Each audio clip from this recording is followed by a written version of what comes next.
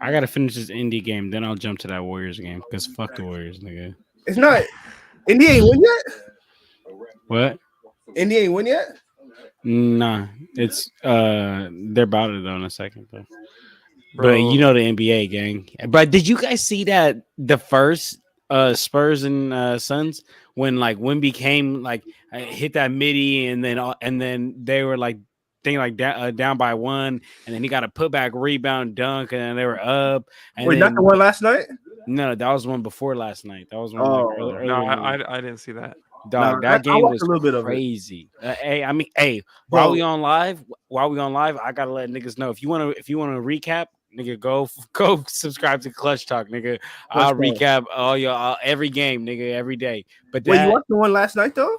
yeah, I watched the one last night. The one last Nigga. night was crazy too. I ain't gonna lie. Bro, Wemby, Them niggas, Wemby bro. is him. Wemby is him. I be telling my bro. Shout out my homie, bro. Bobo. My no, bro. He's not Yo, Bobo. give Bobo some There's love, a difference. dog. I was actually Y'all talking. talking I was crazy. actually talking to look. I was talking to my neighbor yesterday because he was like, "What's the difference between Wemby and Bobo?" And I was like, "Bro, I've heard from multiple sources that Bobo like doesn't work hard. They may have the like intangibles, right? That's the same as like Bro. being long. But bro, let me say this. If you know how to work hard versus someone who can't naturally work hard, that is a skill. Like if you know how to work hard, if that just comes naturally to you, like Wemby looks so composed. He looks like he's been that nigga for a long time. So You know what I say? It's like saying just because Joe McLaughlin is 5'10" doesn't mean that he's Chris Paul. Like it's a lazy take. what? That one Like, I just said? No. Saying like that Bol is comparable to Wemby just because he's tall. No, hold on. Let me I spit mean, some he game can. real quick. Drew, go ahead. In my opinion, from watching both, I'm a big fan of both. I do believe that their games are very similar. Their skill sets are very similar. Although Wemby is on a higher tier defensively, just because he's more active and he wants to do it. That's the thing with Bobo. He's not. I'll be honest, because I'll be caping for Bo on Twitter, but he's not a team player. To me, it's one of two things. It's that he hasn't gotten the opportunity to the point that he just looking to prove himself in the league, or he just wants to score. He just wants to do one thing because he's not somebody that's going to make the extra pass. He's not somebody that's going to rebound and kick it out. He's gonna put that thing up. He's not somebody that's going to. He's the Michael Porter Jr. bro of the worlds. He's not the guy that's going to want to make the extra rotation. He's not that guy. It's unfortunate because he really could be. If he falls in line, he could be good in the league, bro. But no team is gonna give him the keys. Number one guy, bro. He's not that good, bro. If he gets the opportunity, I do think he can be a really good rotation player, no doubt. Because I think we've seen it on the Orlando Magic, but unfortunately, in my opinion, I don't think they embraced Bobo the way they should have. Because a lot of the times, Bobo was relegated to being a corner shooter, and when he got the ball, finally, he just wanted to shoot. And see, that's the thing. That's my thing with Bobo. I don't think he's a bad player whatsoever. Cause he's not a bad player. No, he's not a bad player. Shit to him. But no, he's not a bad. But I just want to say, bro, I heard from multiple sources that bro is lazy, and from one source that I heard was one of my friends that went to high school with him. Now, granted, we've all changed so much since high school. We've all changed. He's a grown ass man now. But I heard that like he was super lazy in high school, and I've heard sources that he's lazy in the NBA too. So my thing, how can from the tape that we've seen from him in college, right? I don't get how people can say that he's a bad player whatsoever, or at least that him and Wemby's game aren't comparable skill set wise. No, they're definitely, bro. We're talking about a 7'4" plus nigga bringing the ball down court that can. Nigga be a great paint presence no matter what, whether you jump or not. Nigga just got to put his hands up. That's crazy. I feel like the defense is what separates them two, because Vic, along with his size, he got the defensive instincts. He's not willing to be so jump happy, so block happy to like jump on everything, every pump fake. I think that's the difference between him and Bo. Because Bo he be block cutting like a motherfucker. Hey, respectfully, I'm cooking Bobo. All right, Jelson, stop. Jelson, Hey, stop. Stop, y'all nigga. That y'all nigga's seen? shutting you down. Hey, y'all seen the new 1v1, bro? Hey, we seen it. We seen it. I need. Hold on. I ain't. It's on the channel. I've It's been. on the channel. That's on me. That's on me. I ain't gonna lie, gang. Jelson, respectfully, I need to see you get some better comp, bro. Let me I see, need to see Justin. you Alright, get bro. some better comp, Hey, bro. Justin, I ain't gonna lie. I might have to watch that right now. Hey, we got to see that reaction. But yeah, no, I agree. The comp isn't great, but what I was saying is the comp doesn't matter if the shooting performance is on key. The shot was for sure there. The shot was for sure there. But my only thing about that is that I don't know. Maybe it's because you're so tall that you literally don't even need to jump. I'm like, damn, this shit looks way too fucking easy though. Dude, how does that? It looks. Yeah, the good players make it look easy. Isn't that what they're supposed to do? Nah, bro. I need to see you get some calm, bro. Hey, side note: the Heat court and jerseys are hideous. You don't like the Heat culture? Nigga, that's No, ugly. the jersey is terrible. Bro, that shit is hard. Like, imagine that. And Also, the, like, and the court is G even League worse. jersey. And the court, yeah, exactly. And the court is even worse. No, not even, bro. It looks like practice jerseys, bro. Yeah, that's what I meant. That's what I Looks meant. like I was thinking practice. like summer league. that shit is drippy, bro. You throw a black tank under that, go out. That shit Yeah, nigga, they're not going out though. That's a hard. Nigga, Right, they playing right, the They're game. not going. Yeah, you're right. They trying to cook on the court, not cook off the court. You say, Man, man, but the court is hurt too. I ain't gonna lie. Hey, Bro, John. Jordan Poole, oh my goodness, bro. He's probably having so much fun, dog. Like, Oh, no so much joke. fun. Bro, for real, think about that. I think Cuz is like a year older than me, or like I think he might be a year or 2 years older than me. Bro, he's living a dream, dog. Like an NBA organization handing them the keys, and they're like, "Oh, we suck anyway, so just go get off." Yeah, That go. nigga's out there trying whatever, bro. Whatever. Oh yeah. Hey, John. Let me know when you tune into that 1v1, bro. I'm about to watch right now. I ain't gonna lie. All right, Yo. skip to 128 because the beginning is just like an intro. Yo, I think I'm come to the point that I think Chet may be OKC's most important player, bro. Oh, that nigga sucks. I ain't gonna lie, Justin.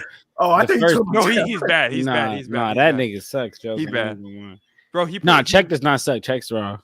Yo, Lou Dort got the. Yo, Lou Dort brought that. Justin, why would you even post this? This nigga didn't even jump on his jumper. Bro, all I'm saying is, bro, is we gotta. It was less about the comp, more about like the jump shot. You know what I'm saying? Like, and the content. I don't know what you're saying, gang. I don't know what you're saying because a comp will make you change your jumper. If I'm up in you, you're not I'm not gonna lie. I'm not gonna lie. I'm not gonna lie. Pause. I'm not gonna lie. Whoa, you're right. John, bro, you're not gonna make me change my jumper, bro. It's crazy. All right, and it's not even has to do with anything with your defense. It's just that I'm taller. All right, John, bro. I guess we'll see, brother. Wait, hold on. Yo, we need to talk about the fact that Lou Dort shooting 41% from 3 this year, bro. He brought that thing with him this season, and I absolutely love that. Shout out Lou Dort, bro, because I remember in the 2020 bubble, bro, like that was a thing that was a knock on him, bro. Niggas was like, he can't shoot, that's the only thing, and he gotta shoot, and like he would be hesitating himself, like that nigga be wide open. Niggas be like, shoot, nigga be like, nah, wouldn't be shooting. I never seen James Harden work harder for a bucket than that series, bro. Man, Lou Dort was putting the clamps on him. Man. That was insane. There's no reason the Rockets should have won 7 games with OKC that year, but they did, and a lot of it is because of Lou Dort. Hey, he was working. Hey, I don't know if y'all saw this in the group me, but we're trying to get like a little basketball tournament going.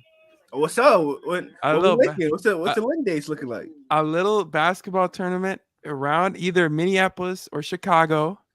You niggas gonna have to come to California. I ain't gonna lie. Nah, come to New York. What? Nigga, I'm not spending the night away from my daughter. I ain't gonna lie. So you niggas. Oh, you're right. Yeah, that's fair. Hey, Cali's litter, anyways. It is litter, and I will literally. I have a room. I don't have room for all you niggas, but I have a room, and all you niggas can fit in a room. I have an extra room. Hey, sleep over at John's, nigga. I have an extra room. I have a room. My daughter have a room. Y'all sleep in a room. Nigga, come on. Hey, but you know what? Like, you know those like you probably seen tournaments out of like AMP or whoever you want to say. Just do King of the Hill. Or like I was thinking we could do like a 1v1 tournament or a 2v2 tournament, we got like a little like a bench, and like we could have people commentating, like some of us commentating, and there's like a camera on the people commentating, and while the game's going on. That'll be some fire KOT That'd be dope. That'd be lit. I ain't gonna lie. We have to damn near get like hire some niggas for that, because that'll be a lot of work, to be honest. Like, Hey, bro, like you hire a ref. I mean, yeah. I mean, if you want, yeah. I mean, we could get a nigga to ref, but I mean, as far as we could get it, but I mean, like, as far as like the cameras and like we want to do that like official type shit. Yeah. You know? Hey, that's bonus content that you don't get in the videos, man. This is for the live stream folks. But we gotta do that, because then first of all, we can all hoop. And we could do it like, honestly, I don't know what you guys' plans are looking like, but I was thinking doing it sometime like, honestly, in the summer or something like that. Spring, summertime. Hey, that sounds like a vibe to me, man. I'm with it. That's cool. Whenever, I mean, honestly, like, John, you know the best time to come out there, like the best weather and all that. I mean, yeah, honestly, bro, like this always great weather in that, like in Cali. I ain't gonna lie, bro. Like any season you come out to, but I mean, summer's amazing. No, nothing beats a nice summer in California. So you guys can come out in summer if that works better for you guys. Hey, you know what I'm really interested when I come out to Cali, bro. What? I'm trying to go to a month. Actually, not this summer. Never mind. The club, bro. No. I was about to say a Laker game, because I feel like hell yeah, nigga, Laker game is lit. I ain't gonna lie, bro. I'm not even saying that as a Lakers fan. Just like going to a Lakers game is just like, hell yeah. Hey, I was thinking like we could either do this like, for me, the best times at work would either be summer or like January. Yeah, that's cool, nigga. Come on, January, my birthday, and I got a gym for us, because we doing this. Yeah, we got to do it in the gym. We're not doing this outdoor. I ain't gonna lie, I'm a strictly indoor hooper. I don't hoop outdoors no more. I haven't hooped outdoors in a minute. Dude, the outdoor kills the knees, bro. Yeah, outdoor kills the knees. I ain't gonna lie, bro. And like, I grew up playing outdoors, so it's just like, bro, like I got over that shit once after I got to high school and I got gym access. What is it like? Something with the way you hoop, or like just? I mean, me personally, I do hoop like heck a herky jerky, and like being outdoors is only even worse. I mean, hooping herky jerky isn't good on the knees anyway, but like definitely not outside. But I also just don't like it, bro. Like shooting is different, like the rim is different, everything's different, bro. Like honestly, if you hooping indoor and outdoor is like honestly kind of like two different things. I ain't gonna lie to you, bro. Like, no, yeah, I agree. And the thing is, like, I went hoop time at college the other day, and it's just like I felt like a lot more of my shots were going in. Like, it's just a different vibe. Yeah, at least to me, I feel just. What's that double rim? That's a double rim. Well, it might be the double rim, but like it's just like when you're indoors, I feel like there's more confidence. Like I feel like there's just a confidence factor to it. I don't know. It's a lot more familiar. Yeah, no, it's fine. Oh, wait, hold on. All right, so now we got the last thing, the small talk out the way. I got a question for y'all. How do y'all feel about the James Harden trade? Man, I'm fine with it. Honestly, go ahead, Justin. You good?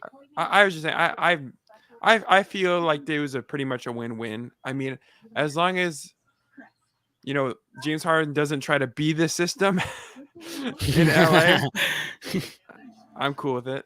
But see, now, like that's a great point that you bring up, because it's like he's not gonna be the system, and if he is, if he's coming in to be the system, we're in trouble, because like he should not be the system, right? Like Kawhi Leonard should absolutely continue to be the system. It should be Kawhi Leonard or Paul George, like however you want to do that. But like, is it concerning that like James Harden is coming in with a mindset like that, like, oh, like I'm not a system player, like I'm a system, which I get. Like I guess like I kind of understand what he's saying, but like in the sense of like I understand what he's saying in the sense of like, because I watched the whole thing. I ain't gonna lie, because I'm gonna talk about that tomorrow on my Clutch Talk like weekly recap episode. But I didn't want to like just get the quote, because ESPN they just be getting the quote, right? But like I wanted to watch the whole thing, and he was talking about his time in Philly.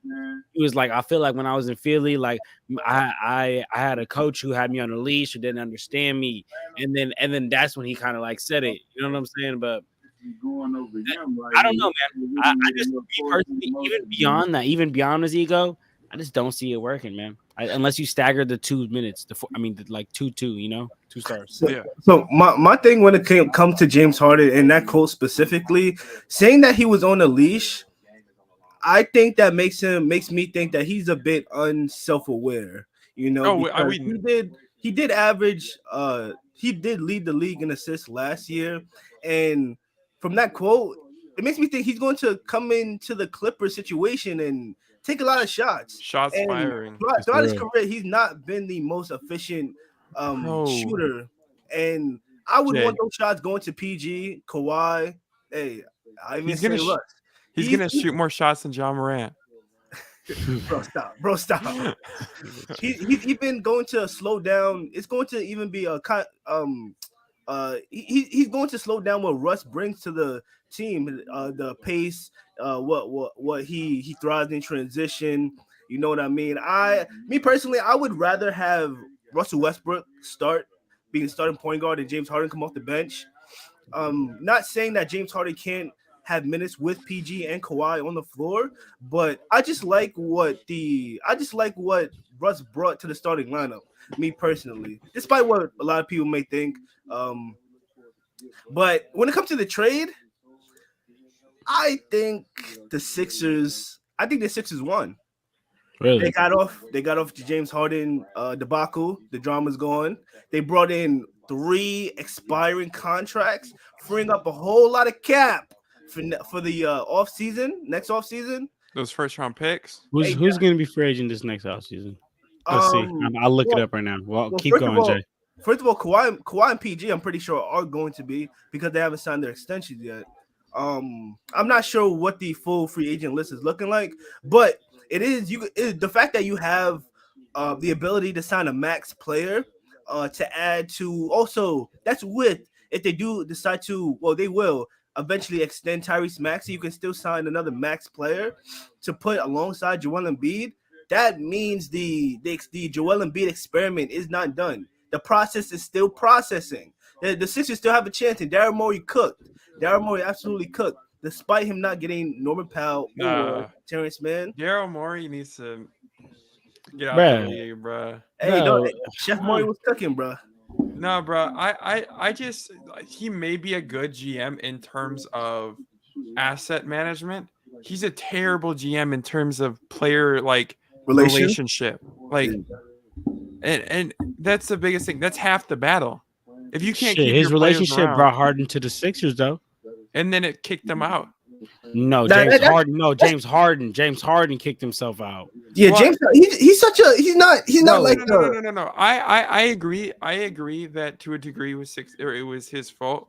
But at the same time, when you go in there and you know what the expectations are, and you know if you're going to pick up that qualifying offer, what's the word term I'm looking for? If you pick up that year and the expectation, and if you have a little handshake agreement that you are going to get traded and they're going to trade you get your cash. There's no money on the market, and they get assets for you.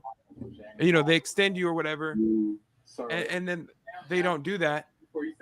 And now what are you supposed to do? And then you become a drama queen. Go to your job. Well, go to work. He's already been doing that. He's already been doing that. Yeah, but you're supposed to continue to go to work. You wouldn't go to work if your boss told you were going to get a raise and then lied about it. You wouldn't do that. You would quit. But if you knew your performance, I wouldn't. But if you knew your performance was directly resulted in you not getting a raise, but if you had but if you were promised a raise even after performance, you would be upset. And let me tell you something. Go ahead. Now finish. And a lot of people say, well, you can't compare that to my regular job because I get paid X amount of dollars and he gets paid millions.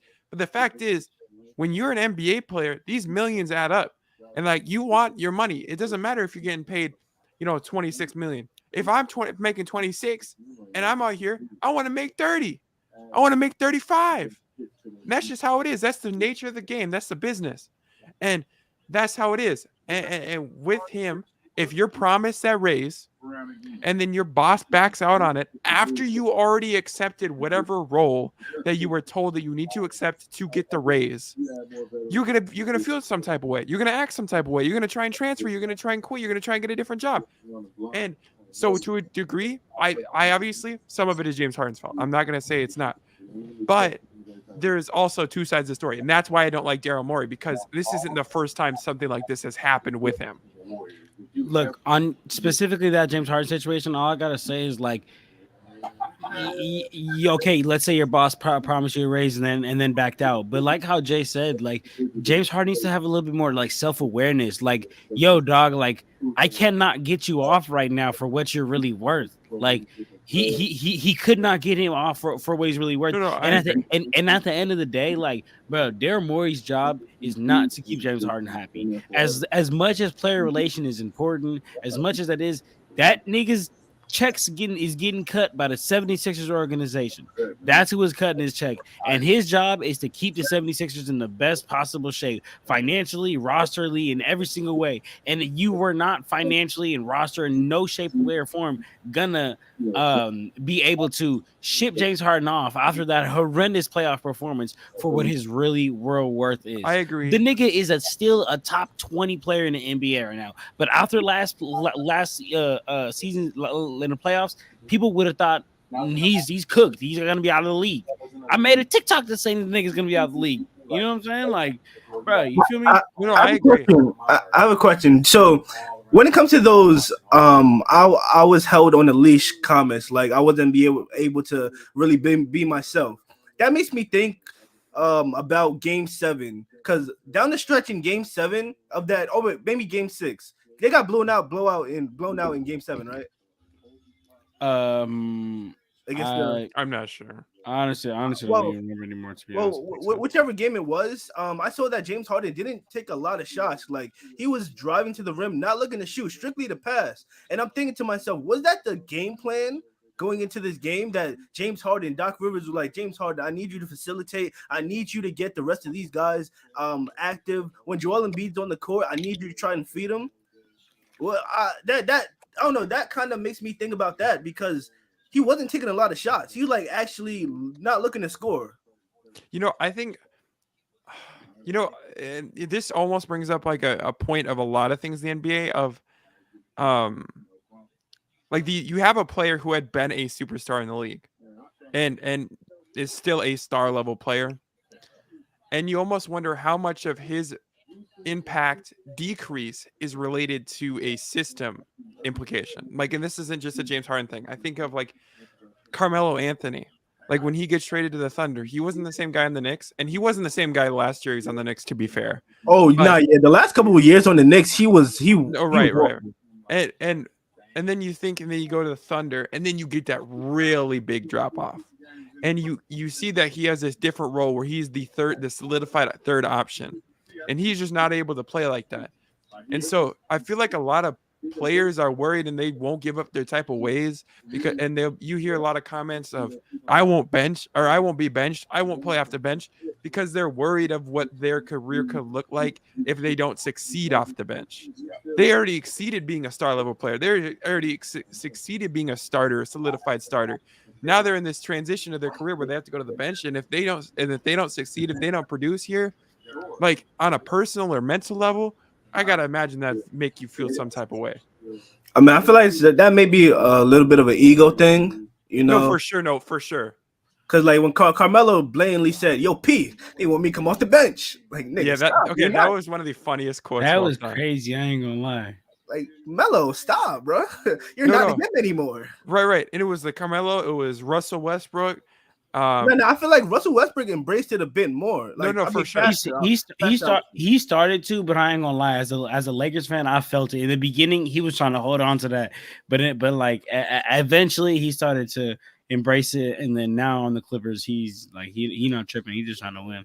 I mean, fairly, but when he was first brought to the Lakers, I mean, he wasn't supposed to be a bench guy. Like, no, right. He's coming off of Washington, where he fucking hooped over in Washington with the Wizards, bro. Bradley Beal averaging a fucking 30-piece. Nah, but I'm saying like, yes, agreed. But then like once we saw like, oh damn, this AD Russ and LeBron lineup really not gonna work. It's actually better to bring him off the bench. He still was like a little bit like not trying. I feel like that nigga wasn't trying to come off the bench, and then eventually he warmed up to it. Like he had to.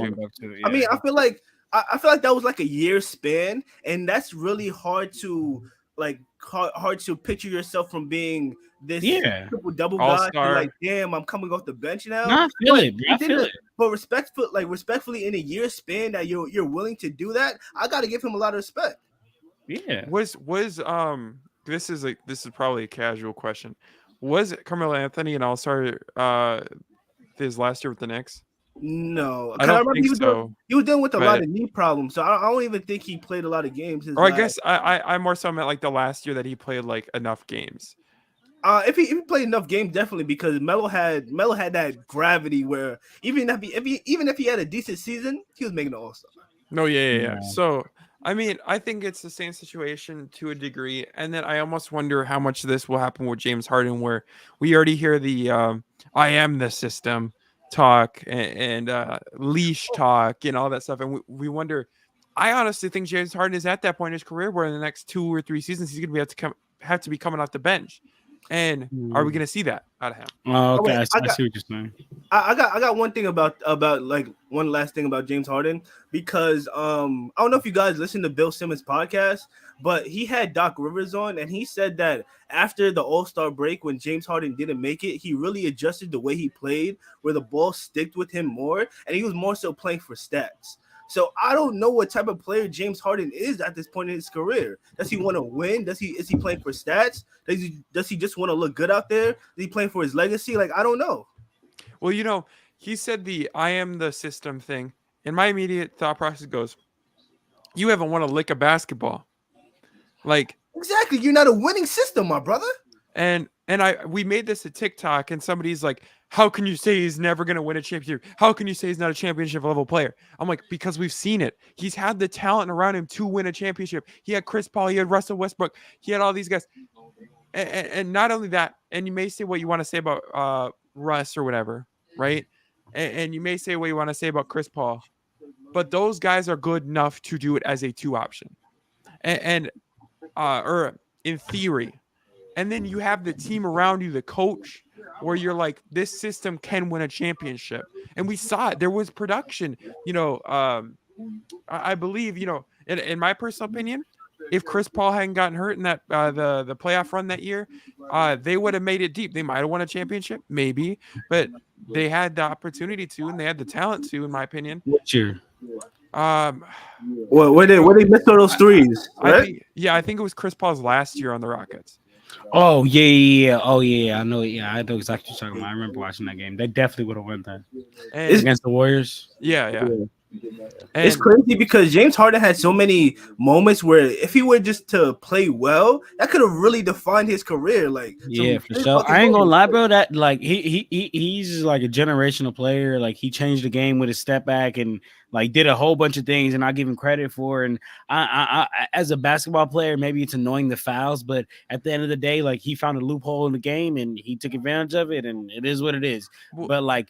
But the one thing I will say about Harden is like his legacy will go down as like damn near being a playoff bust. Like, he always he has damn near every single time flunked out like in the playoffs. Maybe we'll have a game or two good, but never consistent. Hey, I would say this.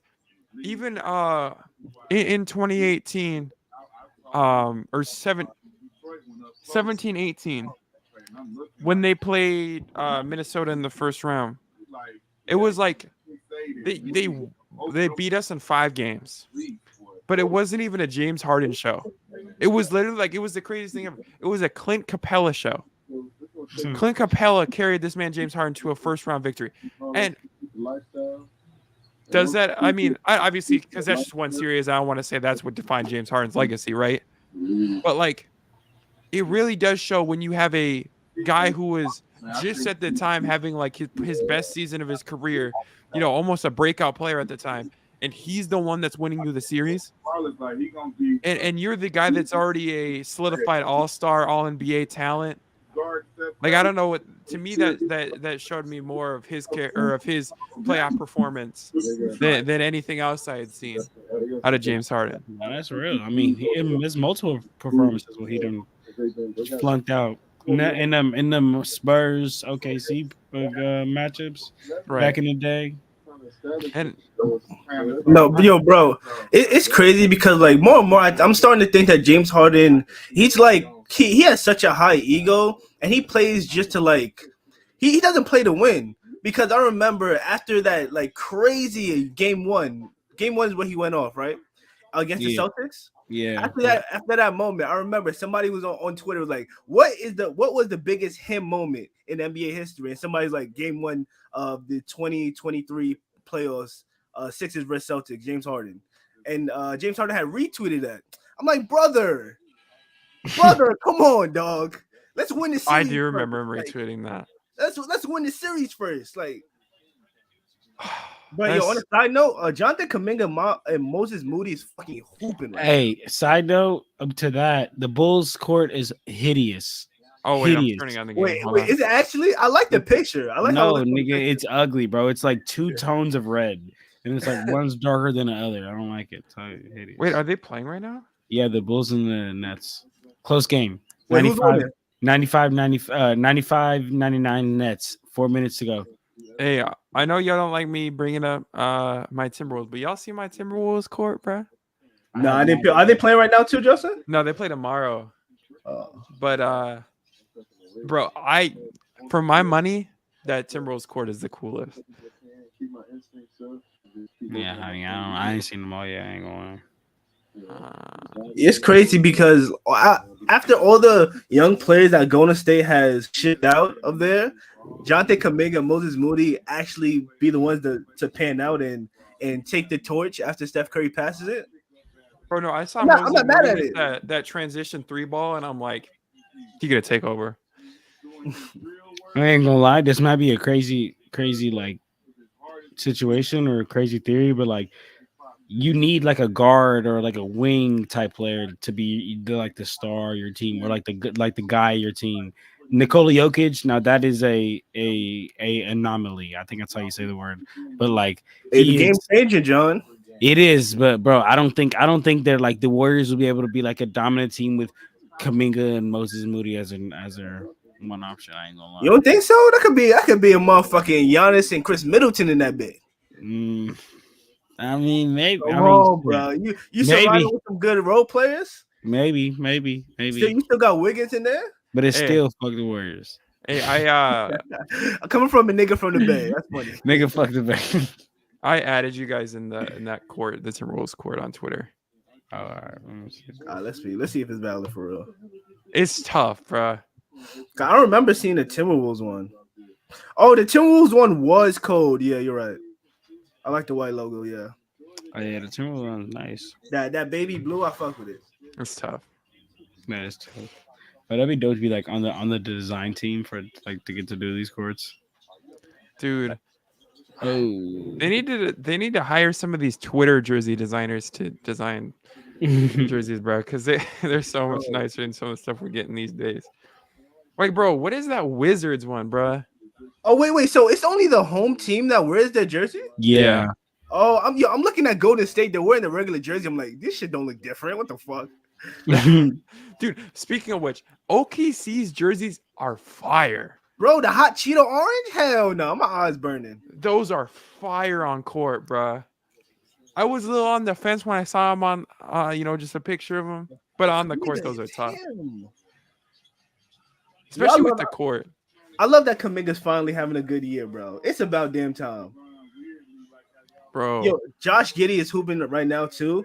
And I love that he's a type, like I feel like this year he's really using his body to his advantage because he's not like a thin 6'9" point guard or how I like 6'6" or whatever. He got some muscle to him, and he's like being physical, embracing the physicality on the defensive end. Yeah, Josh Giddey's nice, nigga. I agree. Yeah, Josh Giddey he be getting to it, bro. Yeah, he's really like a 6'7", 6'8", 6'9" point guard, bro. Like a lot of times he's the one that be initiating the offense for OKC. Hey, John. I know you obviously you're a Lakers fan, so you'll be watching the Lakers games. Mm-hmm. But right now, the defensive player of the year race is really a 3-man race between Anthony Davis, Rudy Gobert, and Jaden McDaniels, bro. Oh, here we go. Rudy Gobert, bro. Jesus. gonna be honest, bro. Respectfully, Jelson, bro. Rudy Gobert is not deserve another DPOY. Rudy Gobert, while on the court, has the lowest defensive rating out of any player in the NBA. I see. That's cool and all, but when it comes to the playoffs, he don't know what to do. The playoffs doesn't matter when it comes to regular season awards. No, fuck that.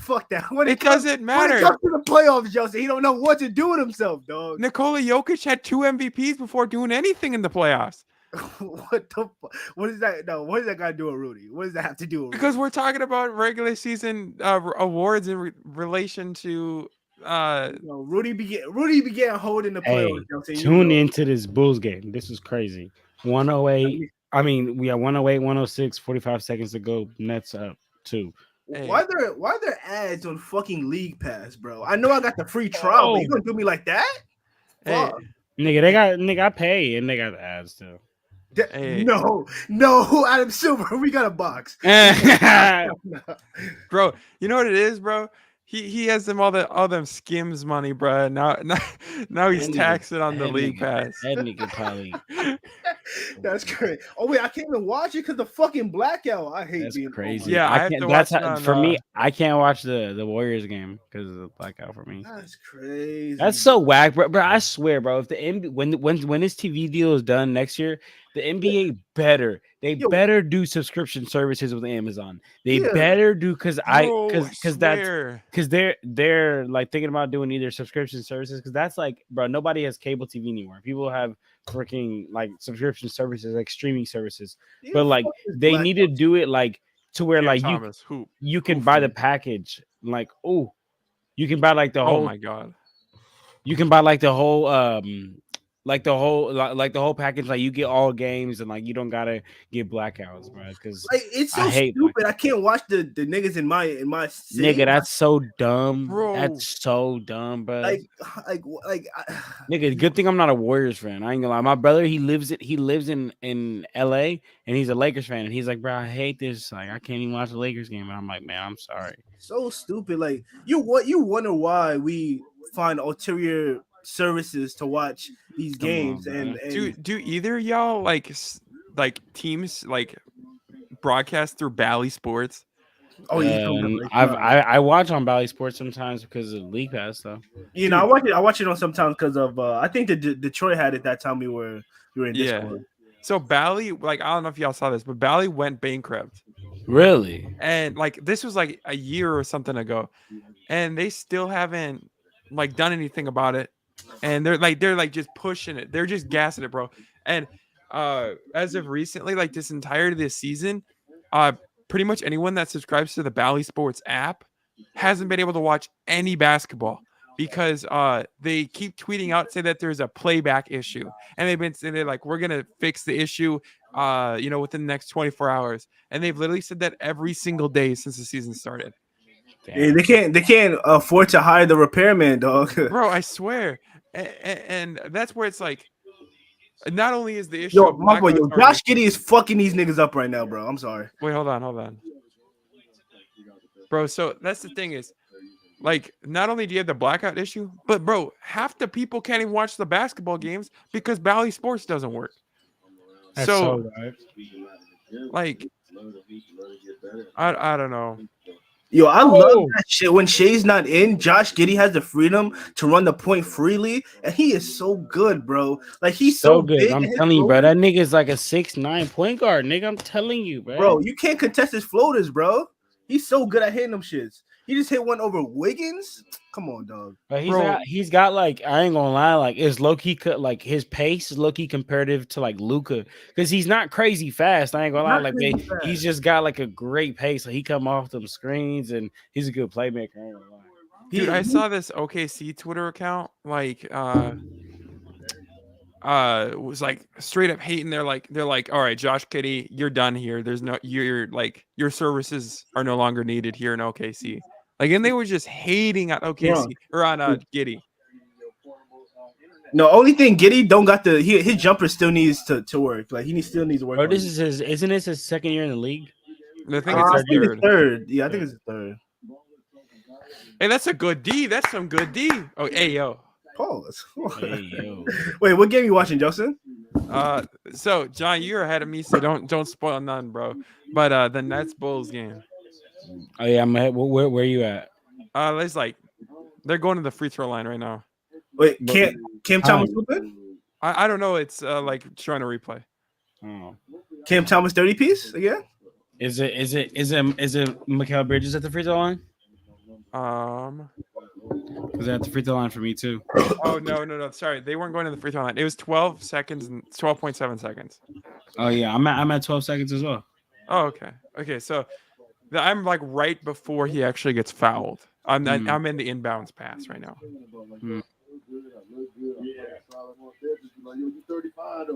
Oh, the Nets are up. I thought the Bulls were up. You're not even paying attention. Yeah, the Nets are up, bro. Dude, I swear to God, I'm dyslexic.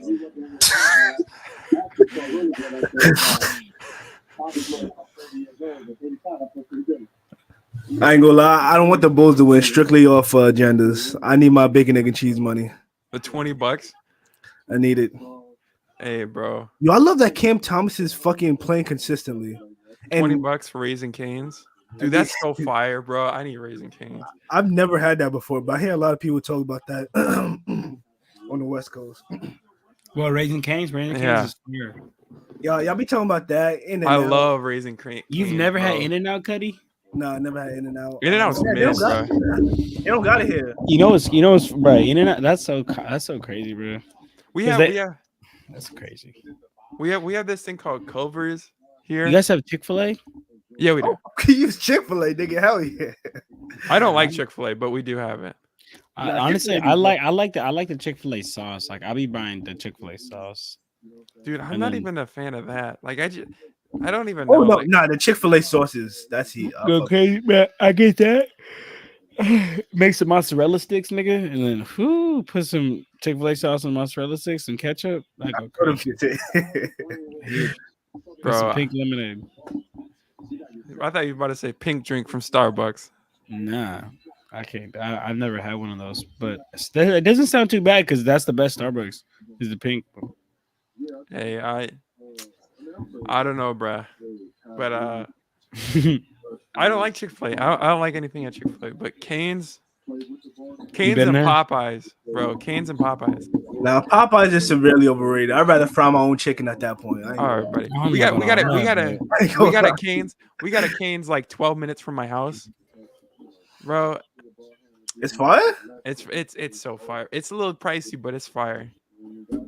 See, I need like a premier. If I go to some shit, I need a premier fried chicken spot because Popeyes is so generic these days, bro. Hey, I ain't gonna lie.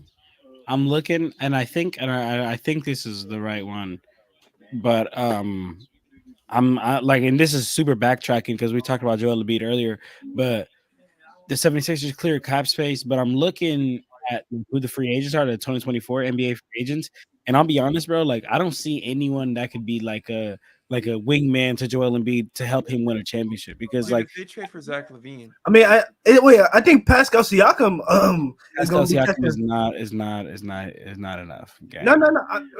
No, wait. He may not be enough, but that's good to pair with the Tyrese Maxey, you know. But honestly, I'm gonna be honest, bro. I think Tyrese Maxey is 22 years old. Bucks are yeah, bro. Gabe, Gabe, I can't even watch the fucking game, dog. Where you at, Gabe? Yeah, Gabe, where you at, bro? Where you at, Gabe? But anyway, he probably with the female. Look, like I was saying, the 76ers at this point, they need to win, bro. Like Joel Embiid is, I think he's touching like 31 or 30 something or 30 something. Nah, he's like 27, 28. No way he's 30. Joel Embiid's 30? I think he's 30, yeah. 30? Yeah, pretty sure he's 30. He's either 29 or like late 29 or 30. He's 29 and his birthday is March 16th. So yeah, he's about to be 30. Coming up. So he's about to be 30. So look, check this out. He needs to win, bro. He needs to win, bro. He needs to win because if not, he's about to keep getting killed in the media, being like, "Oh, he got this MVP, he got the scoring title," but nigga can never win, and he's not gonna win by himself because in today's league, you need 2 to 3 stars with you. And what's funny to me is y'all talk about they clear up cap space, but clear up cap space for who? The best player here is Pascal Siakam. Anthony Towns, nigga. That's not No, fuck that. Nah, No. not. That's Oh, not man. even that's Mike not a fit. Conley, baby. I mean, you could go make a run at one of them boys in Chicago. I mean, probably Zach LaVine, not fucking Zach LaVine. Yeah, DeMar too old. I'll go with Zach LaVine. I ain't gonna lie, but I mean, yep, that's a lot, bro. That's a lot of pressure on Zach LaVine. Like now, you're the number one ball handler. You got to run these high pick and rolls with Joel Embiid. Still got been doing that though. He been doing that and keep Maxey. He been doing that. Yeah, you're right. You know, I'm sleeping on Max. Oh no, but I forgot to say I'm playing on Maxey. He's 22, bro. You think he doesn't fit? You think this young nigga is ready? No, bro. Have you seen how he's been playing to start the year? 30 after 30. Come on. He's been dropping 30 balls, but that doesn't have to do much to do with like and he's also timeline situation. But he's also a low turnover guy, and he can give you some assists. I think that's you don't want to get rid of a guy. I have zero turnovers in my career. Does that mean they should sign me? Stop it. What's your assist to turnover ratio? I want to see, bro. How many games you got played? You know what they say, bro? Hey, 0 for 0. I ain't never had a turnover in my life. I never had an assist in my life, but I ain't never had a turnover. Crazy. They got, bro. I think there are going to be some players available next year. Hey, James. I mean, I'm bugging. Why did I say that? What are you gonna say, James Harden? Yeah, I was thinking of players on expiring deals. Who's the guy that keeps demanding trade, like Korkmaz, or whatever, bro? He can be their starting point guard. Is Donovan Mitchell free agent next year? Donovan Mitchell would work for sure, nigga. That would be a cold duo. Donovan Mitchell and Joel Embiid. That matchup would be really nice, except for both of them choking the playoffs. That's crazy. Don't put that label on Mitch. Not yet. Mitchell has done it every year with the Jazz, and then last year he did it with the Cavs. Wait, choke? He respectfully got locked the fuck up. Okay, sorry. Yeah, you're right. I mean, Josh Hart put that brother in. Oh, that was so nice. You know what I'm saying? Like he hasn't. I mean, there's been a couple of games, couple of series where he's produced, but like the overall he's just not been great in the playoffs. Like excluding his rookie year or second year where he was just nice in the playoffs. The way he beat the Thunder his rookie year, was crazy, bro. That was crazy. He was nice, and I'm like, is he the truth? He's about it. And then that was crazy. No, go ahead. Hey, wait. You know why? Wait a minute, Justin. You know why? That those Jazz teams never advanced because she couldn't defend. No, you know why, Justin. You know, actually, I do know why. It's because the like opposing teams would be forced would expose the fuck out of Rudy Gobert. That's because they could expose Rudy Gobert because nobody on the Jazz could defend other than Rudy. Royce O'Neal. You can't tell me Royce O'Neal's not a good point of attack defender. You can't tell me that. Royce O'Neal was a solid point of attack defender when he was playing, and he was I'm talking starters or bench.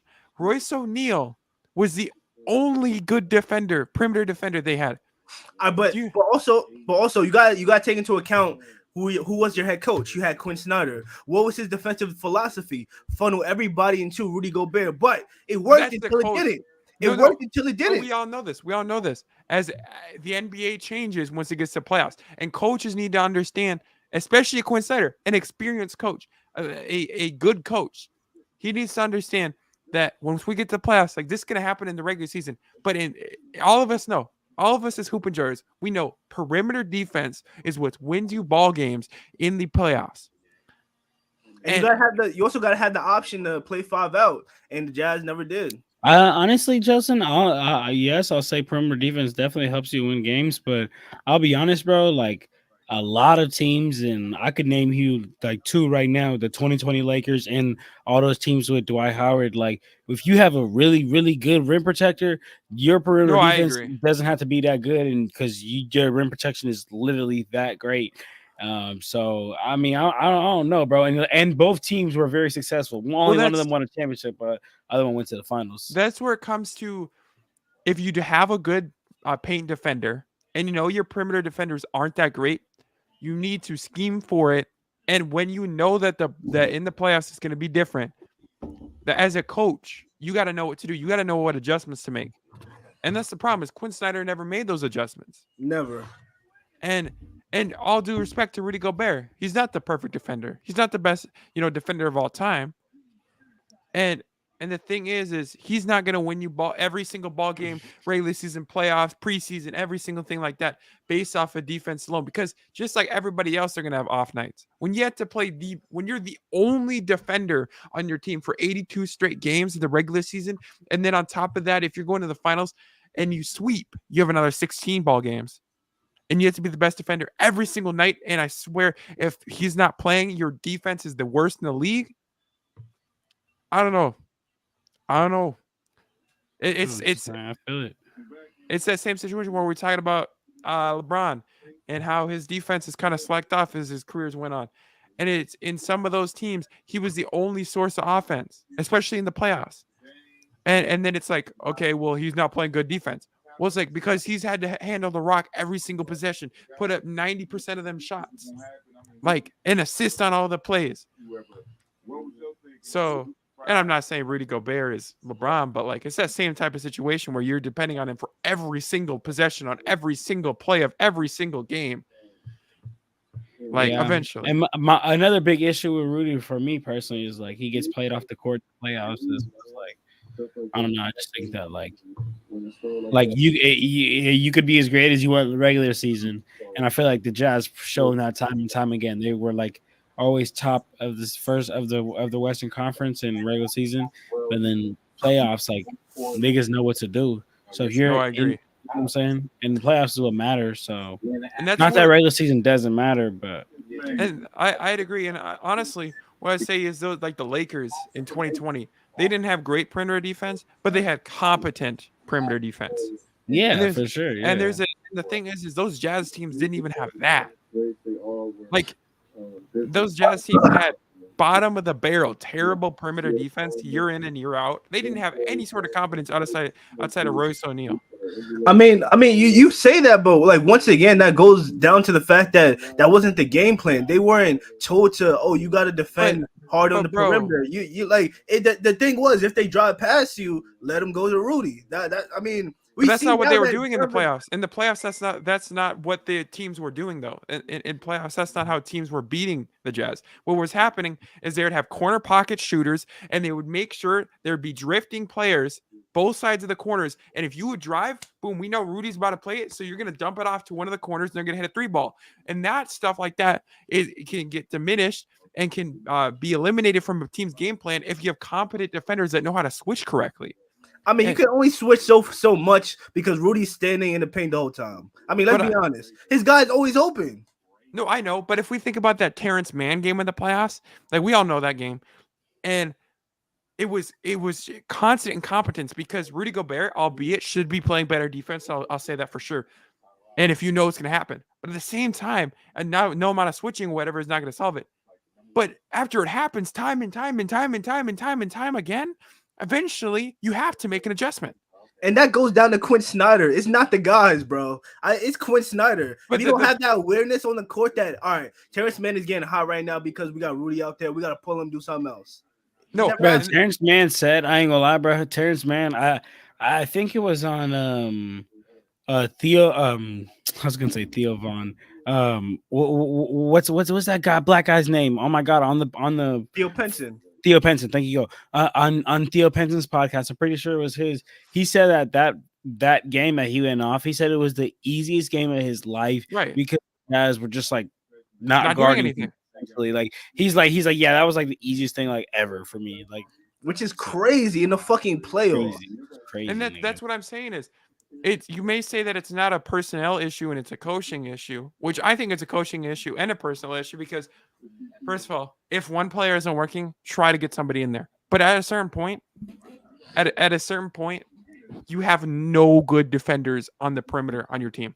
Like, but it's not, bro. It's not having a good defender or not, because at the end of the day, all you needed somebody. No, bro. All you need is somebody to put a hand in his face. That's the thing. That's what I was talking about. Competent defense, like just not even being good defenders or elite defenders, like, or even above average. Like, they just need to be competent defenders, and they didn't have any of those. But Jelson, you're telling me that these guys realize what's happening, right? But Quinn Snyder This is my what I believe Quinn Snyder's thinking was. Quinn Snyder's like, okay, Terrence Mann's making a couple threes, but we're not gonna guard. We're gonna make him beat us. We're gonna guard everybody else. But what ended up happening? That nigga beat him.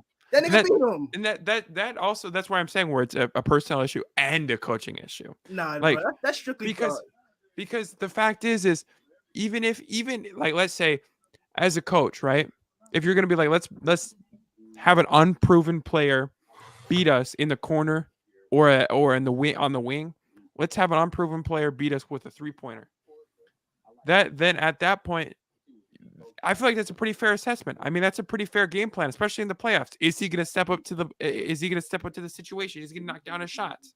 That's a pretty common theme across the NBA, to make the inexperienced player shoot the most shots on the biggest stage. And when that player is stepping up, at that point, you got to make an adjustment. But the adjustments come down to the coach needs to make the adjustment, and the players need to have the wherewithal to know to put a hand up. And they just didn't. I mean, you could say that, but it can only go so far that proven player is going to continue to make shots until I adjust. Wait. Just like the same thing happened with the Milwaukee Bucks and the Boston Celtics, where Grant Williams would line the motherfuckers up, and Budenholzer, we know he's infamous for not making adjustments, and shit like that is gonna come back and bite you in the ass. No, I agree, and trust me, I understand the adjustments issue, because I mean, I've seen in the playoffs 3 games where you blow a 20-point lead, so I know these adjustment issues problems. I know it from personal experience. And the coach needs to make an adjustment, and I agree. But I also think that if a coach also can't be out there playing for their guys. And so I don't understand what you, in that situation, right, where Rudy's a good defender. Rudy's your best defender. Yeah. You're already getting cooked out there on the defensive side. From the perimeter. Right. You're put in a position now where, do we make an adjustment and put an extra guy out there who may not be a competent defender at all, but he's a guy that can be out there on the perimeter and maybe get a hand up in Terrence Mann's face? And then what happens? Then they're going to start attacking the paint. We're going to get bucket and then bucket and then bucket again, because their perimeter defense is so bad that they can just drive past them, bucket in the lane. I mean, but at some point, this is the NBA. Everybody's talented. You have to pick your poison. Are you going to continue to let somebody get open shots, or are you going to, all right, I got some faith in such and such player. We're going to go 5 out. We're going to play small. And if we're going to make them try and blow by us, try and get to the rim. We're going to test our perimeter defense. We're going to see how that is. No, I agree. I mean, you got to pick your poison. Which one you want to do? Leaving the guy wide the fuck open, unproven or not. Hey, I don't know. I just think I agree. I just don't necessarily agree with that Terrence Mann game or whatever being used as a knock on Rudy, because albeit Rudy's a great defender at what he does, and there's a reason he won Defensive Player of the Year. Like, at least, even if you want to say 2 of them are fraudulent or only 1 of them were fraudulent or whatever, we know at least there's a reason he won at least one of them things. So I would say, all right, so I wouldn't put the blame on Rudy. I put it more on Quinn Snyder. But my thing, like, I've always said, like, I'll be slandering Rudy, whatever, but I've always said that I don't think he's a bad defender. He's a really good rim protector, 100%. But he's overrated and incredibly overpaid. And I also think that's where the Utah Jazz went wrong. Give him all that fucking money. I agree. I mean, honestly, you really handicap yourself giving him that bag. Giving him that bag, really handicaps you and whatnot. But I just think that, like, it's kind of like what I was telling Jelson earlier, bro. It's like, if you can't play in the playoffs, if I can't play you in the playoffs, like, why the fudge? Why do I want you on my team? Like, I agree. I'm not sure if we're gonna be the number 1 seed in the regular season. Then we're gonna get bounced in the first round because you were such a big part of what we did in the regular season. We ran our team through you. You were our defensive anchor. Now you can't be on the court. We're clearly gonna be lesser of a team.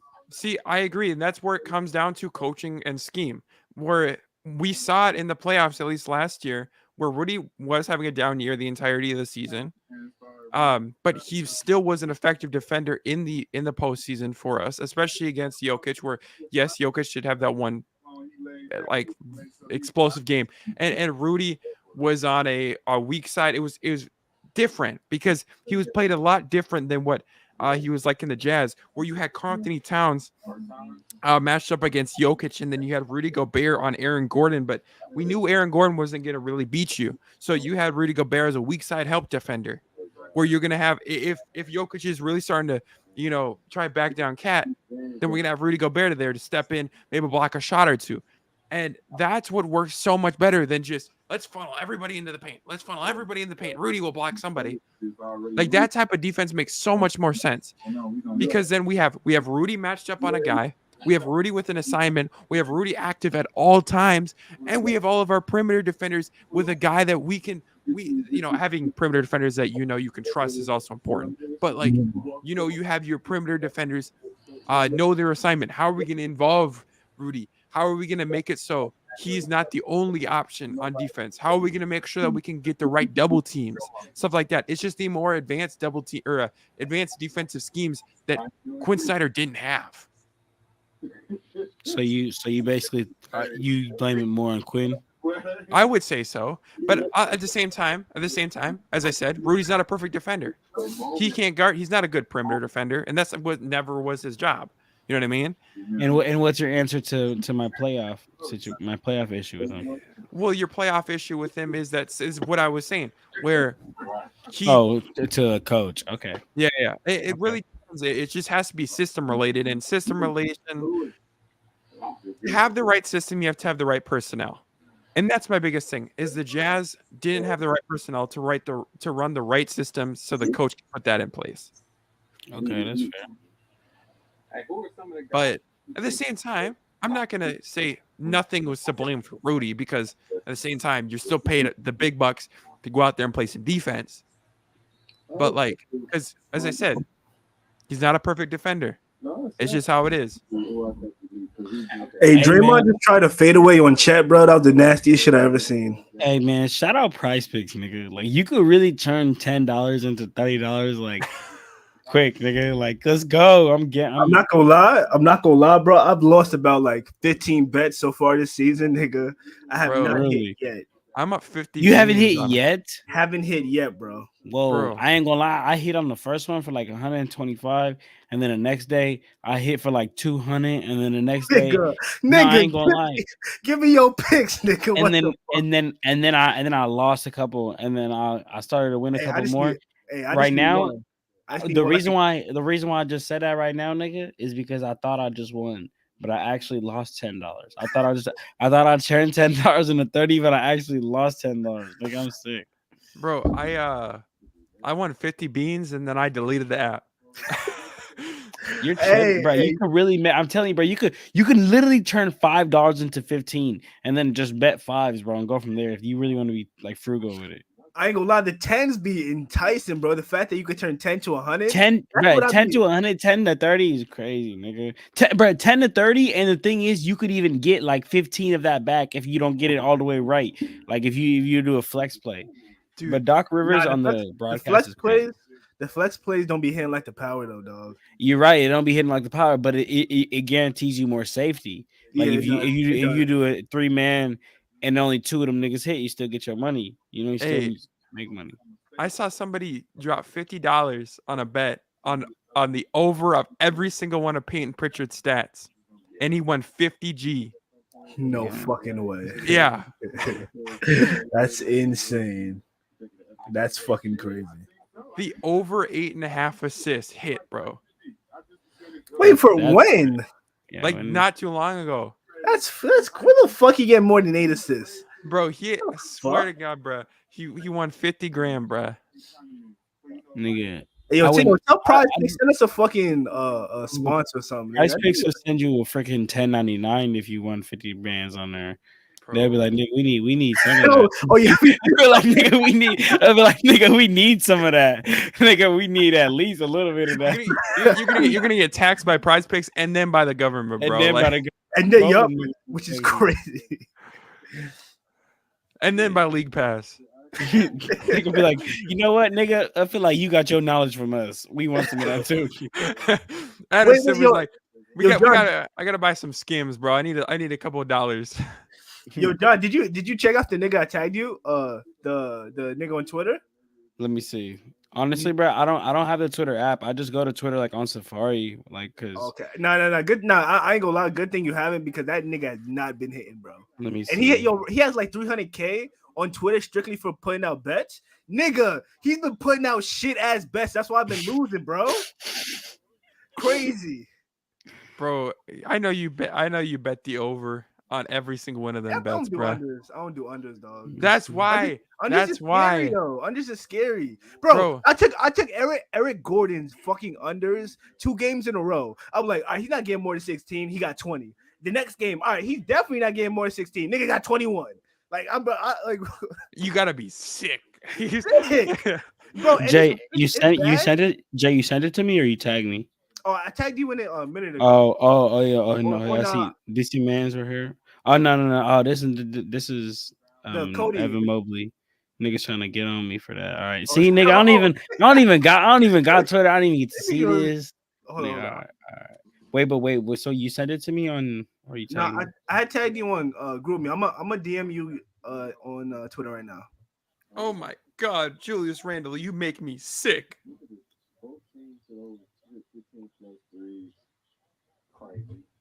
Bro, what happened to your Knicks, bro?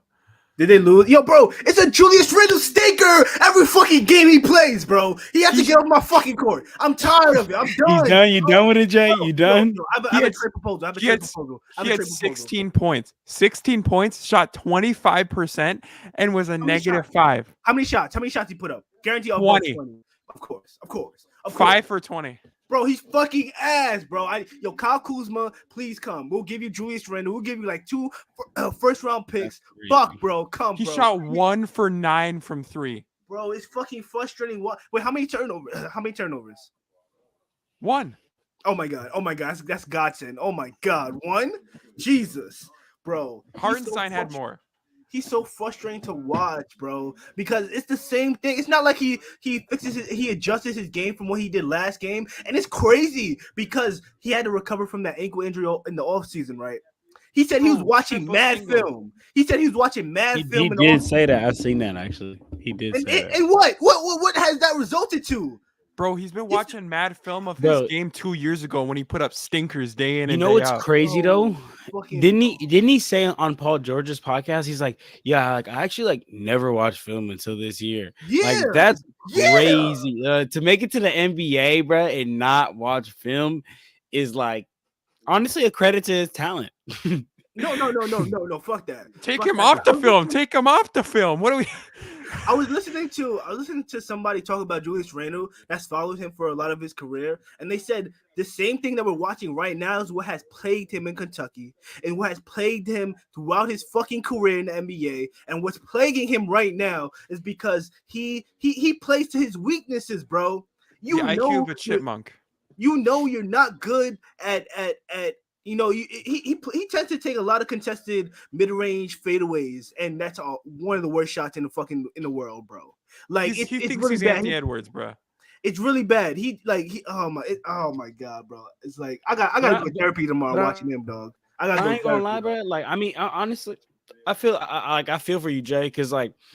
It's frustrating because at the end of the day, like especially like your Knicks is similar to the Lakers. Like you guys expect winning. Like nigga, if you don't win, like what are you doing? Like niggas gonna kill you. So like no, John, it's not even that, bro. You can't do the same thing.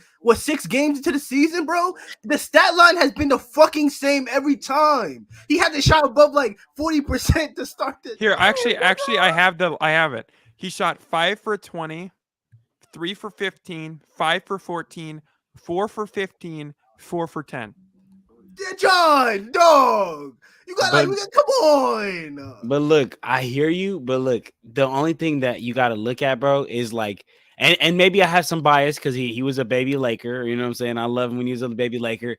But like at the end of the day, bro, last season, this nigga averaged 25 points and 10 rebounds. Like maybe it's on a terrible efficiency, and you watch the Knicks more. So I'm not trying to argue this shit with you, but I'm just saying, like, bro, that's hard because yes, he's a playoff stinker, but at the end of the day, that's a 25 and 10 player who's an all-star. Like there's not many trades that you're gonna do that you're gonna get somebody that's equal value. Like you're probably trade and you're gonna lose value, bro. You feel that's fair? No. That's completely addition fair. by Yeah, subtraction. 13. He was an All NBA player last year. 13, right? But what we need right now, because we have a guy like Jalen Brunson who's fucking phenomenal, we need consistency, bro. That's what we need. We don't. I agree. He's not a 1A. I don't think Jalen Brunson is a 1A. He's not a 1A. He doesn't have. Listen, we're not trying to be. We're probably not title contenders whatsoever. But we can't regress. We cannot regress when we have a guy like Jalen Brunson on your team. We haven't had a talent at the point guard position like that in a fucking long time, bro.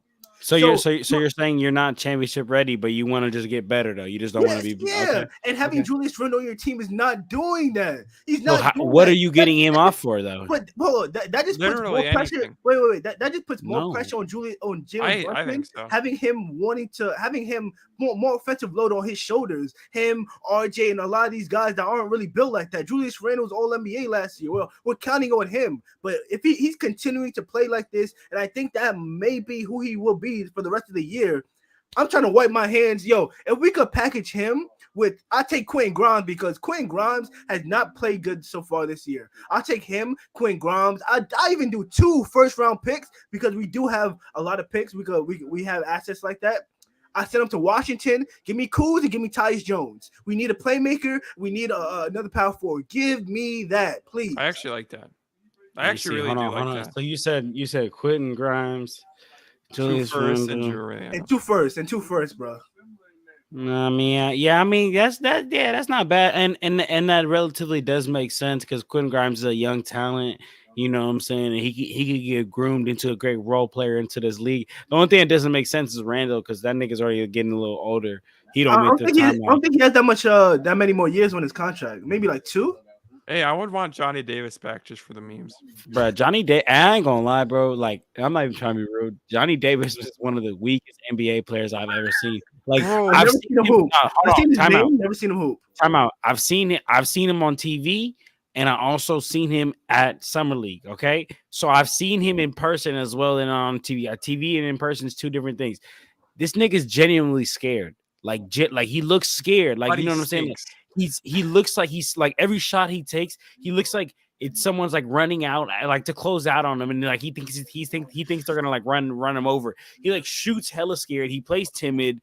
Like, I don't know how he made it to like NBA. I don't watch much college. He played at Wisconsin, right? I don't know. I don't watch college at all. But all I know is that this nigga is not an NBA player. Let me look it up. Why's his name so popular? Because I know I seen Utah. He was the 7th pick, nigga, to the Wizards. Wait, he said 7th? He was like in 2020. He was like the 7th pick, bro. Bro, he was nice at Wisconsin. I'm pretty sure Wisconsin. I'm saying. That's what I'm saying. I don't know how his nigga is so weak. It was like a top 10 pick. Wisconsin. Well, is that the same draft as Denny Avdia? That was it. Let me see. Yeah. No. Sorry, Johnny Davis was 2022. 2022 pick 10. Yeah. Okay. Yeah, pick 10, not 7. Yeah, but still, nigga, that's crazy, bro. To be like a top 10 pick, bro. And wait, what's wrong with him? He just ass or he is? He's just. I mean, no, he's just ass, bro. Like in my every single time I've watched him, like I have not seen one thing. And the biggest thing is, it's like I told y'all, like, bro just looks scared out there. So at that point, like, I can't even have the hope that you're gonna get better because, like, nigga, if you're scared on the basketball court, people are gonna take advantage of that so fast, bro. Well, he looks scared. The thing is I feel like he's nice. Like, I feel like he has a basketball ability, but it's like the same thing. Like, y'all probably have no idea who this is, but Leandro Balmero, bro. He was supposed to be hard. What's he supposed to be nice, bro? Leandro Balmero for the Timberwolves, bro. It was like one of those things where he had the skill. He was a big guard. He knew what he was doing. He was a ball player. And it was like, but he would get the rock and he would just be scared, bro. Like, niggas a panic. I ain't gonna lie, bro. One thing that my coach used to tell me, bro, is that, like, you could work out with cones, but bro, everything goes out the window when you get somebody in your face, rolling and just like ready to go, bro. Like, everything will change. So, and that's true. And I'm sure at the NBA, even on the higher level. Well, you know, it's crazy because it's like the same type of situation that like Wendell Moore Jr. has for the Timberwolves. Like, Wendell Moore was like respectfully kind of nice at Duke. And then, I mean, he's got some minutes for us. He's not like a Leandro Balmero quite, but like, or a Johnny Davis even, but because he's a nice defender. He's like really good defender, but it's just like when you're scared of shooting and you're scared on offense, it's just like there's almost no place for you in the league. Yeah. And that's kind of how it felt with like Matisse Thybulle for a couple of them years. Like, yeah.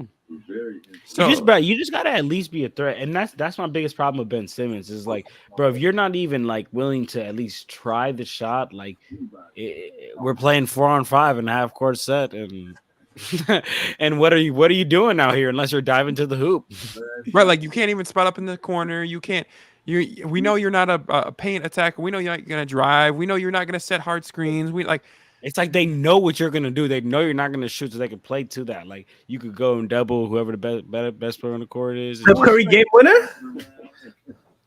Hey, it's like one of those things where, yeah, I mean, even if you go out there and set a good screen, like that's at least contributing to the offense.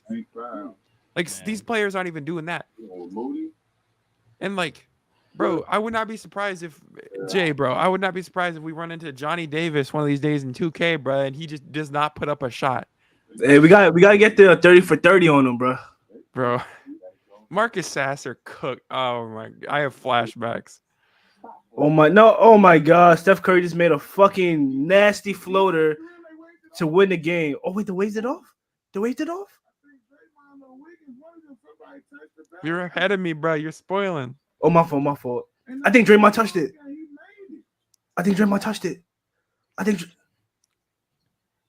Oh, this is a nasty day for Jay's spoon feeding agendas.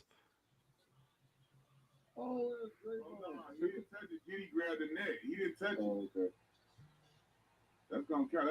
Oh, he touched it. Yeah, okay. That's it. It's gonna count. Oh, this nigga's watching on Quentin Richardson's stream. I was like, you watching with a nigga streaming.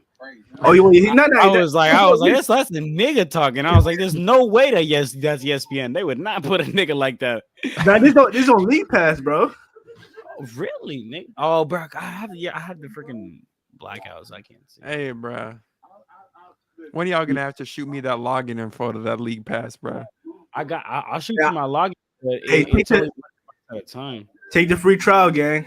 That's what I need. Take the free trial. Wait, what'd you say, John?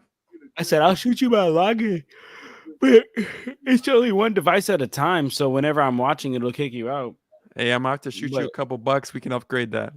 But hey, shoot, we could do that, or we could we're on such different time zones. Whenever I'm asleep, you probably, you know what I'm saying, a way you can use it, or like that's facts.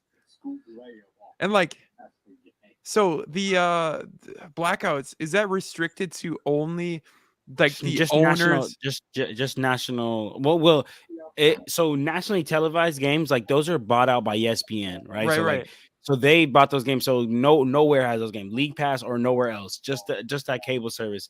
But the blackout, like the local blackout, is like basically like your local team. You just can't watch that. So that's how it works. The question is, does the local blackout only work to the location of the owner or the location of the device? Great question. That is a great question. I ain't gonna lie. Yo, Steph Curry he about to throw hands with Draymond if this shit goes sideways. Because the Timberwolves, bro, they always be playing at 7, and then the Lakers always be playing at 9.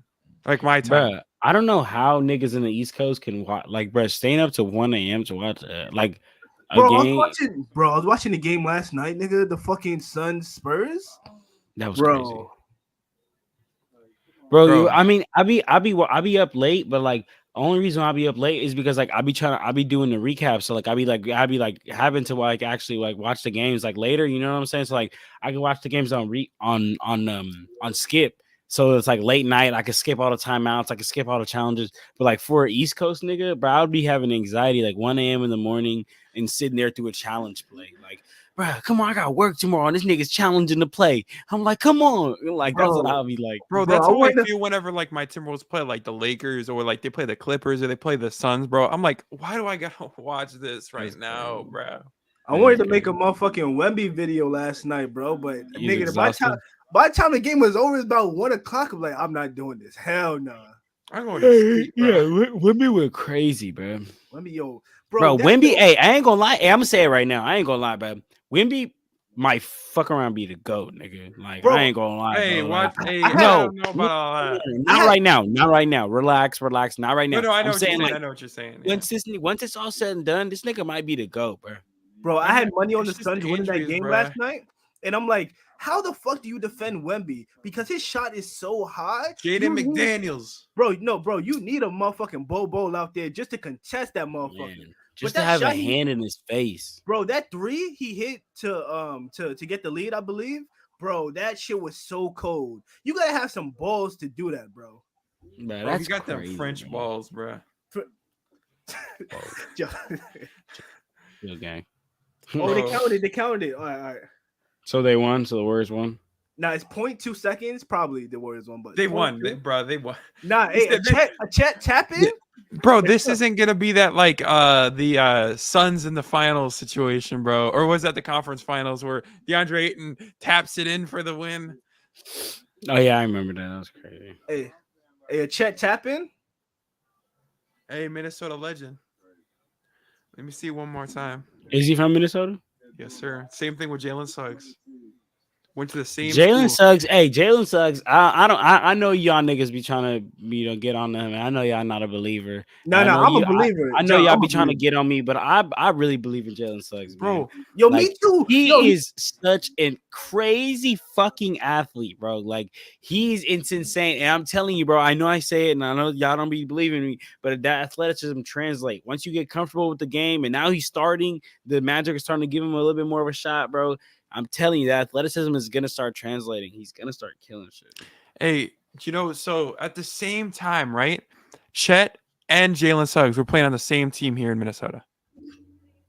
Bro, Damn. that team was nice. They Yeah, my favorite watch they beat Sierra Canyon the one year they were ranked number 1 in the nation. They be beating Sierra Canyon is tough. I ain't gonna lie.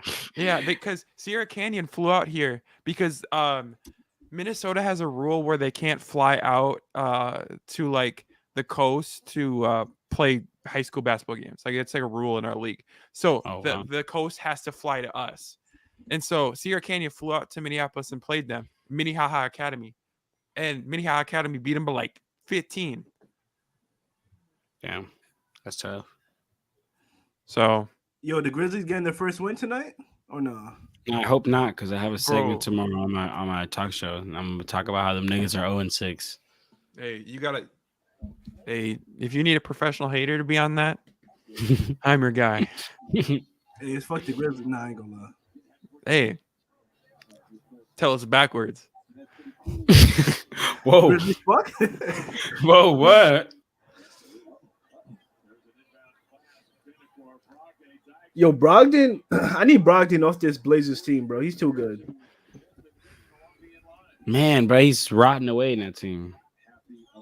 Bro, the craziest thing is I've seen a lot of people overreacting about Scoot, but like, bro, that type of guard build always takes a minute to like get accustomed to the game. Like think of Anthony Edwards, think of Ja, think of Russ. Like they always take probably half a season to adjust to the game. You know what I mean? I don't know. It's because everybody was hyping him up, and that's what y'all do, bro. Y'all build a player up just to drag him down when he don't live up to expectation, and it's nasty. Or But Jaden Ivey. No, He getting hoed right now by Monty Williams. Exactly, that's the thing. Jaden Ivey looked actually pretty. I like Not- what they're doing over there. No, I'm just saying Jaden Ivey didn't look good for the first half of his rookie season. Like that's the thing where everybody was calling Jaden Ivey a bust, and then he kind of came out of his shell, started playing some decent ball. It's just that archetype of guard just doesn't fare well for the pretty much first half of the season in their rookie years usually. I would say also the turnovers are a problem, and I don't know why a lot of people expected him to be like such a deadly outside shooter when he shot 27% from 3 in the G League last year. Oh yeah, I think, and I still think this. I think Scoot Henderson is going to be the best player out of this draft. Oh, you're nah. No, you know why, bro? You know why that's so wrong? Because Wembanyama was in this draft, gang. No, but here's my thought process. I brought up the point of. I'm not gonna lie. I have such a pet peeve I'm sorry, John, but motherfuckers that pronounce his name wrong, bro. The announcers say Wembanyama, nigga. I'm like, what? Isn't that Wembanyama? Wembanyama? What did I just say?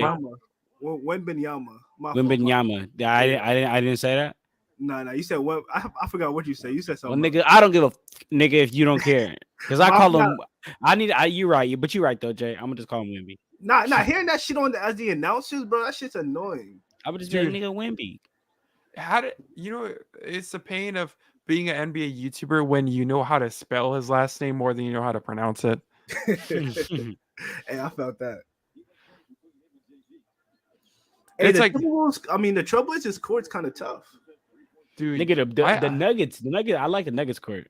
That's what I put. I put the Rip City court in the thumbnail, bro. I saw it now. I'm like, that's tough. I gotta put that in the thumbnail. Jaren Jackson Jr. is some buns, bro. Yo, Desmond Bane is like pause 100%, but that nigga ock, bro. He is ock. I agree. No, pause. Fully pause. He is ock, but that's crazy to say though, gang. But he is ock. Hey, bro, y'all think John Morant gonna save this Grizzlies team, bro? Honestly, I know it sounds crazy, but losing Steven Adams was so painful for them, bro. Like it hurt their defense, it hurt their offensive rebounding, it hurt their like just their morale, bro. Like everything. Yeah, I'm gonna be honest, bro. There's a lot of times when like I'm on the court and like if I'm playing like with a really, really good player, like you just kind of like feel good, nigga. Like you just feel me, you just like nigga, I just feel more comfortable winning this game because I'm on his team. You know what I'm saying, bro? Or I feel comfortable to talk crazy because that nigga's right behind me. You know what I'm saying? And like that is how probably a lot of Grizzlies players feel, bro. Is you could just like that nigga's gonna clear you up, hold you up, like yeah. Hey, speaking of guys like that. We're going to talk about one that isn't like that. DeAndre Ayton is some buns, bro. So far this year, he has been buns, 100%. But dominating where? Yeah, that was bad. He shouldn't have gassed it like that. But then again, his shot attempts has been cut in half. He did play really good last game. I want to give him his credit though. He played really good last game. Isn't he averaging like 8 points on the season? Something like that. But he's also averaging like 6 shot attempts or 7 shot attempts, something like that. But bro, he should be limited even further, bro. He should be relegated to the bench. Stop. But I do want to say one thing. When it comes to the Trailblazers, I do have like this slight fear that Scoot and Shaedon Sharpe won't work out because they're kind of the same player in a lot of ways.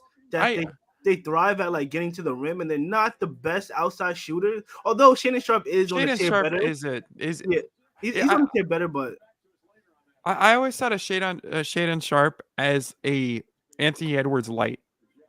Like I always thought of him as like a good rim attacker, a serviceable 3-point shooter, a solid nitpicky kind of defender. That's why I wouldn't like the comparison on defense. Like I think Anthony Edwards is a better defender, but I think when they are defending at their level and when Shaedon Sharpe is really trying on defense, it's that same type of like using his athleticism to defend. You know what I mean? Like, so I that's why I said like light, because he's not the same type of player necessarily or the same caliber, but they're not the same height, right? Because Shaedon Sharpe looks I mean, he's 6'7". Shaedon Sharpe's 6'7". Yeah, and Ant's like 6'5", 6'6". So yeah, he's taller than. I ain't gonna lie, I thought he was like 6'4". Shaedon Sharpe. Yeah. Wait, I might be wrong. Nah, I think Shaedon Sharpe might be like 6'8", 6'9". I ain't gonna lie, look it up. Really? 6'6". 6'6". Okay. Yeah. And Anthony Edwards is probably 6'5", 6'6". I think Anthony Edwards is technically listed at 6'4", but that's like KD being listed at 6'9". I've seen KD in person. He's definitely not 6'9", but I've also never been around many 7-footers. So when I saw, I knew Jay McDaniels was not 6'8", bro. When I stood next to him and he was like 2 or 3 inches taller than me, like I'm like, this man is not 6'8". Wait, for real? Yeah, bro. Like I'm like, cause I went and shot on like the Timberwolves court. But at a different time, like I got to go on the court when everybody was warming up, and I was like next to Jaden McDaniels, and I'm like, bro, he's like 2 inches taller than me at least. Like, he is not 6'8". That's crazy. So you be like if you have a conversation with one of them, you guys just look at each other in the eye. Like, you guys Theory, just- yeah. You know, like I have a friend who works for the Sacramento Kings player development coaching staff, and he used to play in the NBA back in the day. And he's like 6'9", bro. His name's Shane Wall. And like whenever I go to the Kings games and I'd be like talking to him after the game, dapping him up, I swear to you, bro, I'd be going like this. Like, I swear I talked to him like this. And like there's actually a picture, bro, where like we took a picture and like I'm like genuinely like damn near like at like a little bit under his like over his waistline. It's like it's insane. It's crazy how tall these people are. So it's because I know how tall you are. So that's crazy to say that you guys look each other in the eye. Because I'd be talking to him like, yeah, bro, I hear you. You know, sometimes I really think about it like I'm really the same height as LeBron. You know what I'm saying? Like, Nigga, I would cry.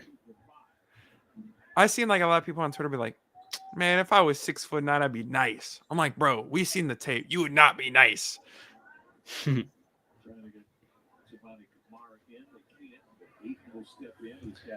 Man. Yo, I'm not gonna lie. I'm standing on the fact that the Grizzlies aren't making the playoffs, bro. They're cut. Well, like not even not even through the play. Not even the I play, agree. bro. I don't even think with Ja Morant they're going to be very good. Business, bro.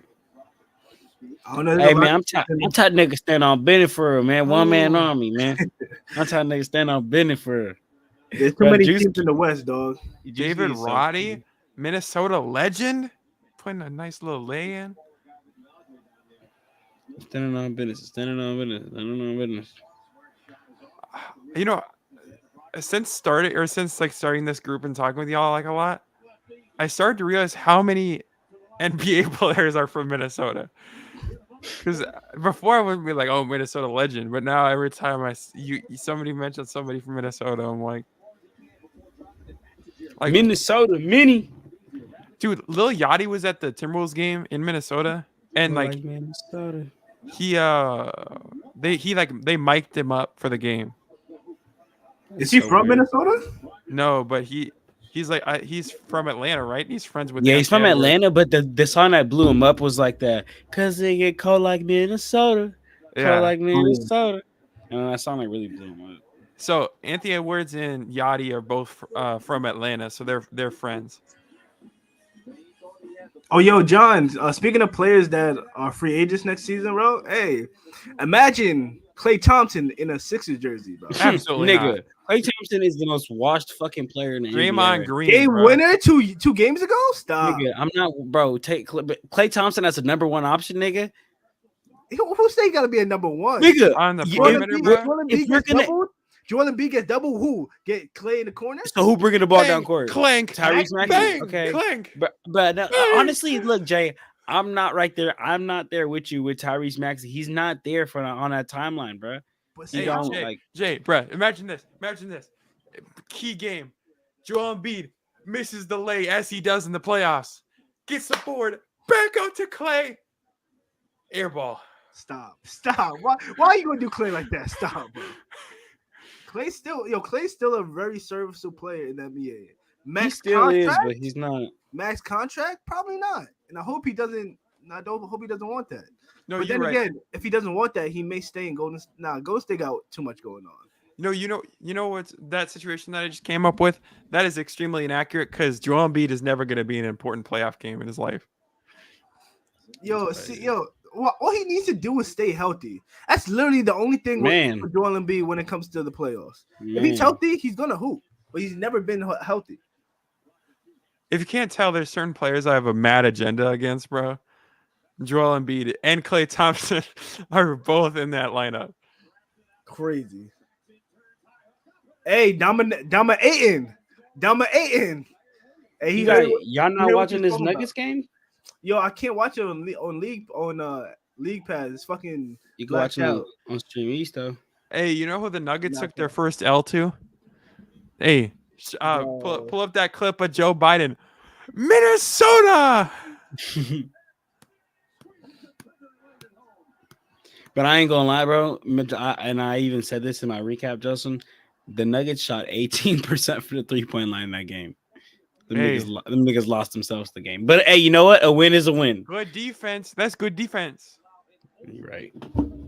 Wait, is it though? Wait, Jelson, was it though? Yes, it was. It absolutely was. You sure? Like it wasn't missing easy ones. Obviously, sometimes like NBA, like in an NBA game, you're not going to shoot 18% all because of defense. Like you're going to be missing some of those shots, the open ones. But like a lot of it was you were making every single shot they were taking difficult. Like Michael Porter Jr., he had a stench to him. Jamal Murray started 0 for 9. We were on the call. Yeah. Like, so it was one of the things where, like, yeah, they were kind of shooting themselves in the foot because they weren't making the open ones sometimes. But, like, the defense was really clamping the boys up. And the Knicks have the second best defense in the league. You know that, Jay? And yeah, and then T-Wolves got the number one. And the T-Wolves have the number one defense in the league. So that'll be an interesting game as long as Julius Randle doesn't play. No, man. Rudy Gobert is gonna look like Defensive Player of the Year if Julius Randle. Dude, Julius Randle, bro, Rudy Gobert could be like on the other side of the court, and he would look like Defensive Player of the Year against Julius Randle. Nasty, bro. Because, dude, Julius Randle have like a wide open lane. He'd take a little step back mid range, like. Bro, we keep talking about Julius Randle, bro. I might have to call my therapist right now, bro. You gotta chill, bro. Hey, don't try me. I got mine on speed dial, bro. Julius Randle, it's frustrating because it's literally the same problems night in, night out. No adjustments. No, I'm gonna play differently this game. It's the same thing over and over, and it's like you can't just like have him come off the bench because he was All NBA last year. So it's like you're still waiting for that guy to come back. But is that guy going to come back? Don't think so. I do not think so. No.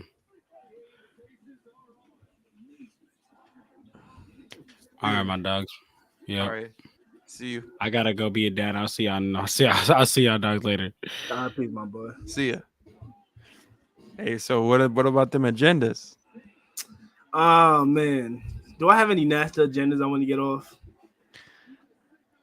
Hey, I think this will be the final section of today's stream. The nasty agendas. Nasty agendas. All right. So I'm not gonna lie to you.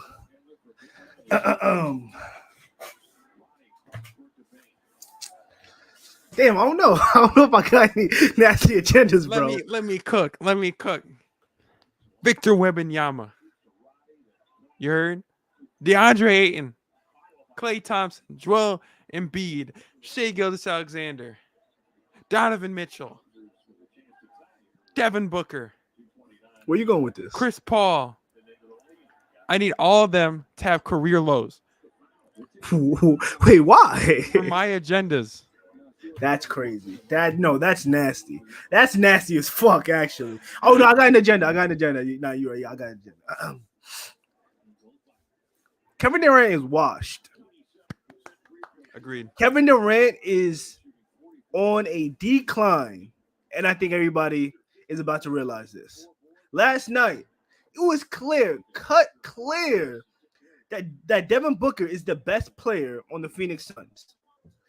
When it comes time to take over a game, when it comes time to get a bucket in the clutch, where the defense is locked in on you, whether you need to get that bucket or you need to fool the defense and pass it off in the corner for easy corner three, or pass it off to your big for easy layup.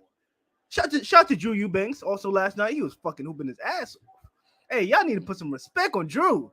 But Kevin Durant is not who we thought he was going to be this season. He's not who he was last year, even with the Brooklyn Nets, or even in the playoffs, where him and Devin Booker was hooping.